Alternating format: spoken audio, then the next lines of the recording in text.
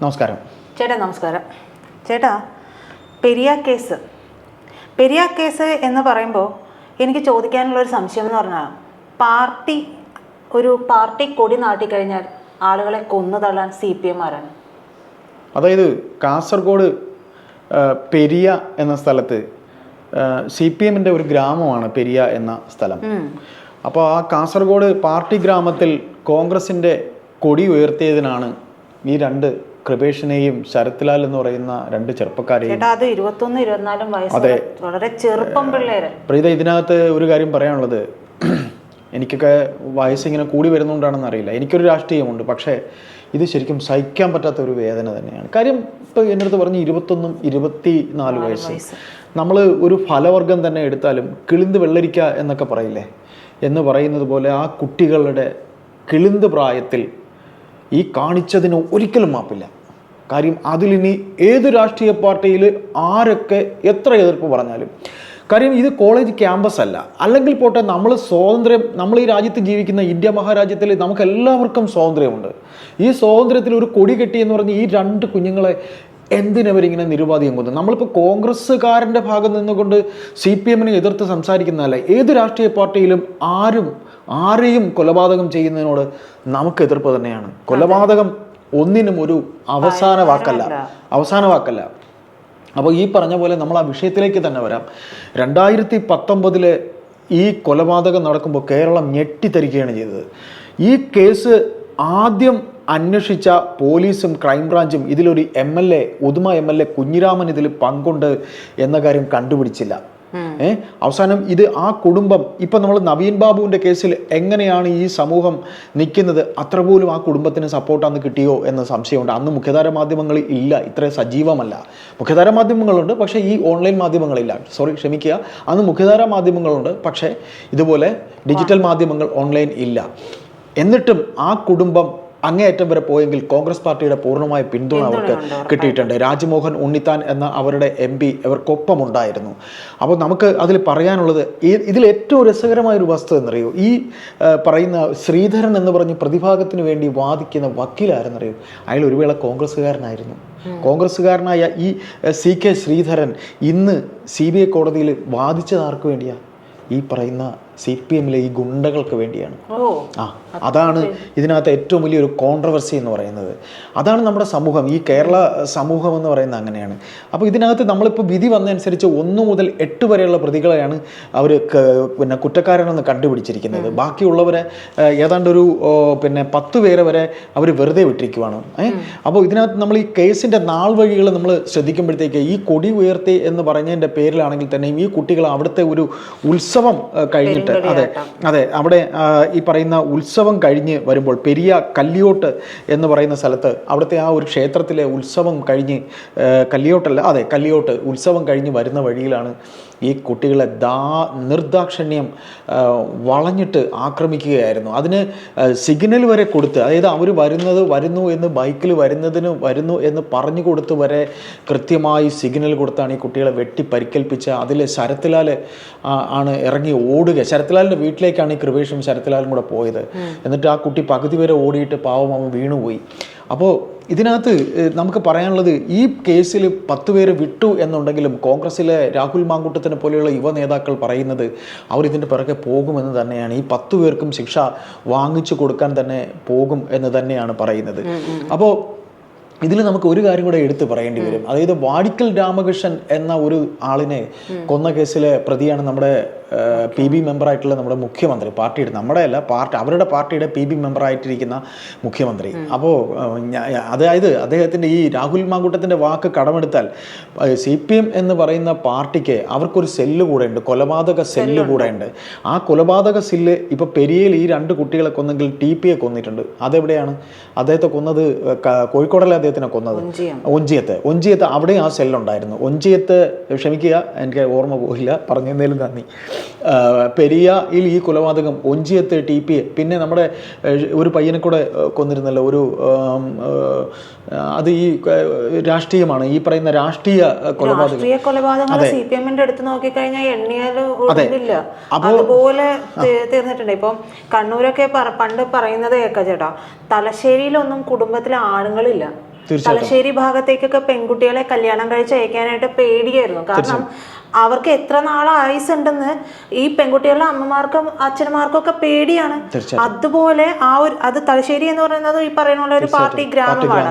അപ്പൊ കണ്ണൂർ എന്ന് പറയുന്നത് നമ്മൾ പൊതുവായിട്ട് പറയുമ്പോഴും ഇതിന്റെ ഉള്ളിൽ തന്നെ പാനൂർ, തലശ്ശേരി, അങ്ങനെ ഓരോരോ സംസാരിച്ച ഒരു ചർച്ചയിൽ പറഞ്ഞായിരുന്നു കല്യാശ്ശേരി ഒക്കെ പാർട്ടിയുടെ കയ്യിൽ നിന്ന് പോവുകയാണ്, പാർട്ടി ഗ്രാമങ്ങളുടെ കയ്യിൽ നിന്ന്. അപ്പൊ അത്തരത്തിൽ ഉള്ള സ്ഥലങ്ങൾ ഞാൻ പറഞ്ഞു വെച്ചത് ഈ കൊലപാതക രാഷ്ട്രീയം എത്രത്തോളം ഉണ്ട് എന്നൊന്ന് ആലോചിച്ച് നോക്കണം. അപ്പൊ അത്തരത്തിൽ ആ കുടുംബത്തിൽ ഭർത്താക്കന്മാര്, മക്കളെ നഷ്ടപ്പെട്ടത് എല്ലാവരും വൈകാരികമായി നമ്മൾ ചിന്തിക്കുമ്പോൾ അവിടുത്തെ ഗൃഹനാഥന്മാർ പലരും ഇപ്പം പ്രീത പറഞ്ഞ പോലെ പ്രീതയ്ക്ക് കുറച്ച് കണ്ണൂർ ബന്ധം കൂടെ ഉള്ളതാണ്.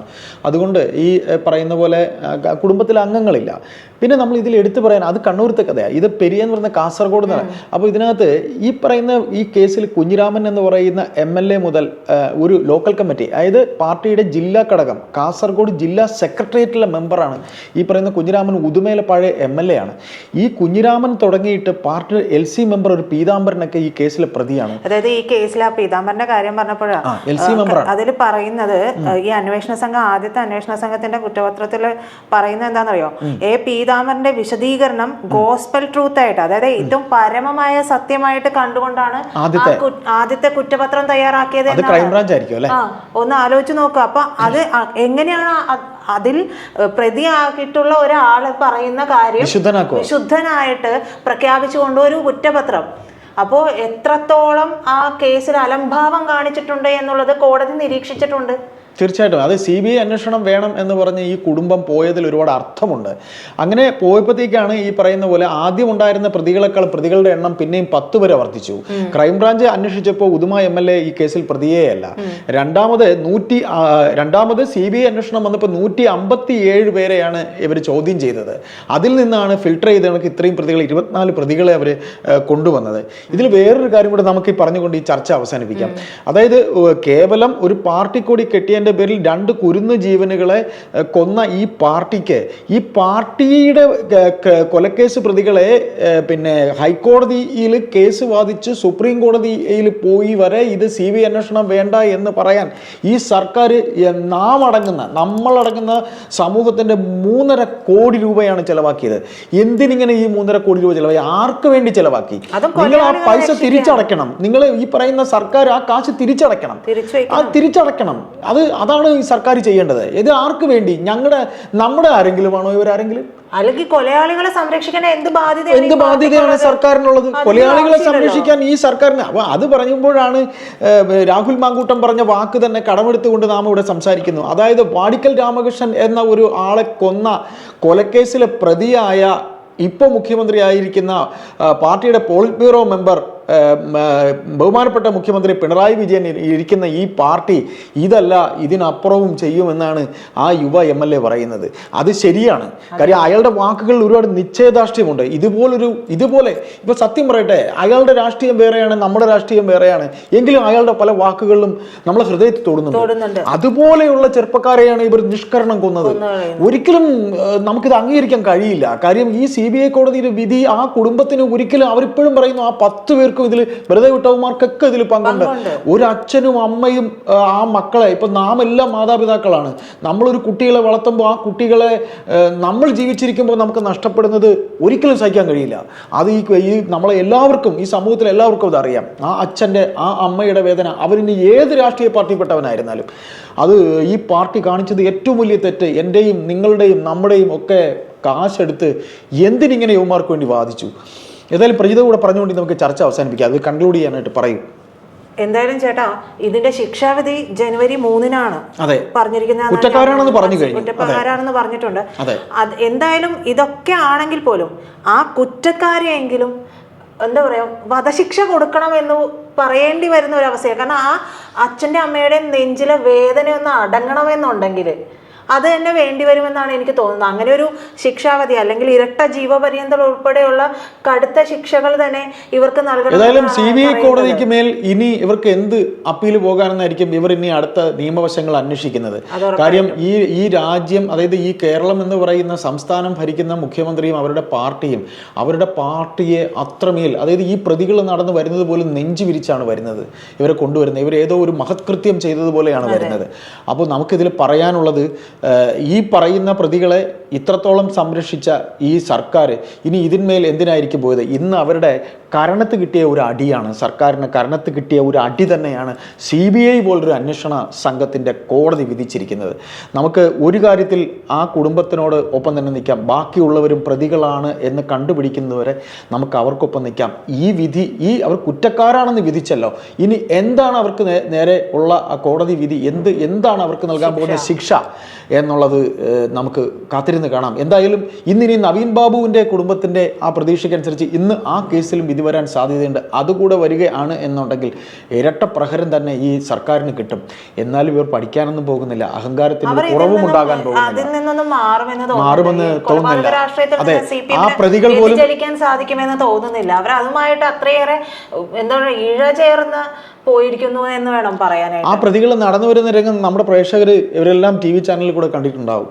ഏതായാലും CBI കോടതിയുടെ കണ്ടെത്തൽ ആ കുടുംബത്തിന് തെല്ല് ആശ്വാസമാവുകയാണ് എന്നുണ്ടെങ്കിൽ കേരള സമൂഹം അവരോടൊപ്പം നമുക്ക് ആ അച്ഛൻ്റെയും അമ്മയുടെയും, ആ 2 മക്കളുടെയും അച്ഛൻ്റെയും അമ്മമാരോടൊപ്പം നിൽക്കാം.